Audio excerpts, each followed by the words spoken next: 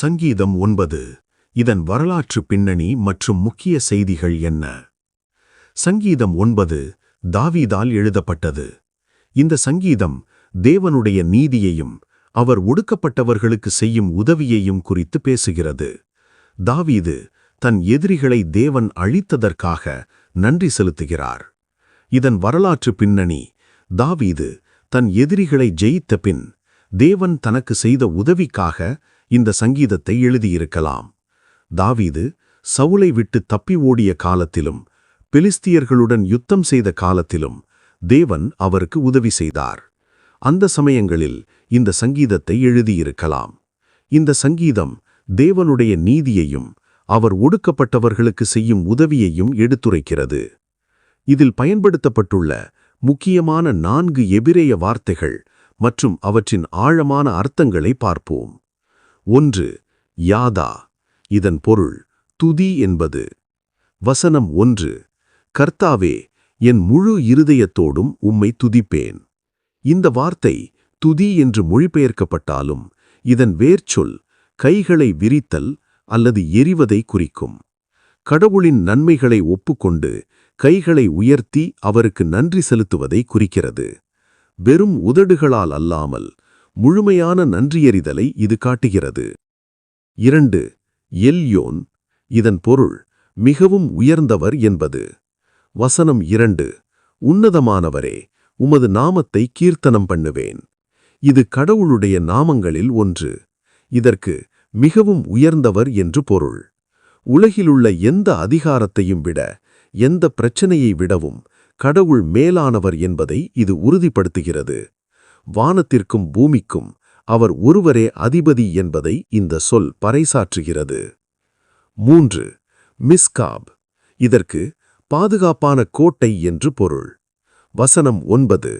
சிறுமைப்பட்டவனுக்கு கர்த்தர் உயர்ந்த அடைக்கலமானவர். இந்த வார்த்தை ஒரு பாறையின் மேல் அமைந்துள்ள பாதுகாப்பான கோட்டையை குறிக்கும். எதிரிகளால் எட்ட முடியாத உயரத்திலுள்ள பாதுகாப்பான இடம் என்று பொருள். துன்பப்படும் நேரத்தில் கடவுள் நமக்கு எட்டாத உயரத்திலுள்ள ஒரு கோட்டையைப் போல பாதுகாப்பு அளிக்கிறார் என்பதை இது குறிக்கிறது.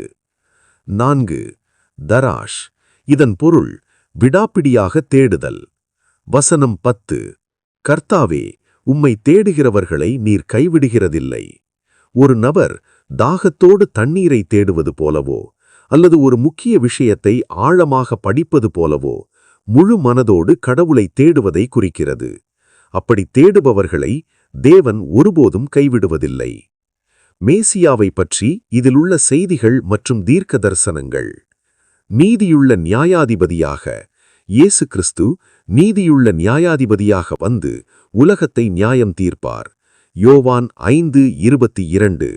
பிதாவானவர் தாமே ஒருவருக்கும் நியாய தீர்ப்பு செய்யாமல் நியாய தீர்ப்பு செய்யும் அதிகாரம் முழுவதையும் குமாரனுக்கு ஒப்புக் கொடுத்திருக்கிறார் என்று கூறப்பட்டுள்ளது. ஒடுக்கப்பட்டவர்களுக்கு அடைக்கலம். இயேசு கிறிஸ்து ஒடுக்கப்பட்டவர்களுக்கும் சிறுமைப்பட்டவர்களுக்கும் அடைக்கலமாக இருக்கிறார். மத்தேயு 11:28.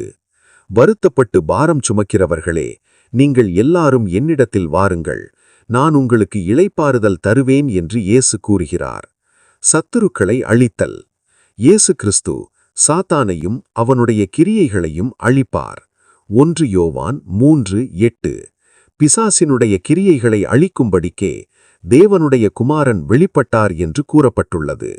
சுருக்கமாக, சங்கீதம் 9 தேவனுடைய நீதியையும் அவர் ஒடுக்கப்பட்டவர்களுக்கு செய்யும் உதவியையும் காட்டுகிறது.